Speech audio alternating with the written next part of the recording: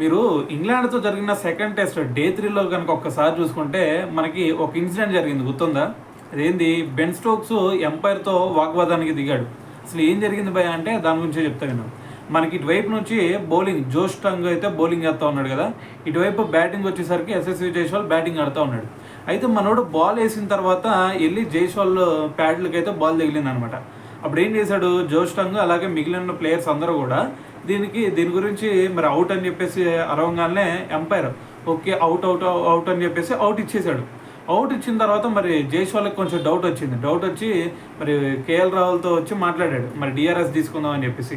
అయితే మరి ఈ మాట్లాడే టైం మధ్యలోనే మరి అక్కడ బిగ్ స్క్రీన్ మీద టైం పడింది, 15 సెకండ్స్ కూడా కంప్లీట్ అయిపోయింది.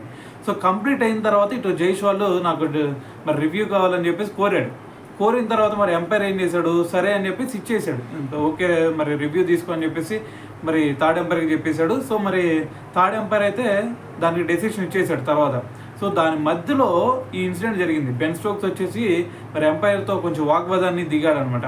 అక్కడ 15 సెకండ్స్ టైం అయిపోయిన తర్వాత నువ్వు ఎలాగా మరి వీళ్ళకి రివ్యూ ఇస్తావు అని చెప్పేసి వాగ్వాదానికి దిగాడు. సో దాని తర్వాత రిజల్ట్ చూసుకుంటే మరి అవుట్ అని బిగ్ స్క్రీన్ మీద వచ్చింది. సో మరి మనోడైతే పెవిలియన్కి వెళ్ళగా తప్పలేదు. సో అది మనకి డిఆర్ఎస్లో చూసుకుంటే మరి వికెట్స్ని హిట్ చేస్తూ కనిపించింది అనమాట. సో మరి ఓవరాల్ సినారియో అయితే ఇది అనమాట నిన్న జరిగింది.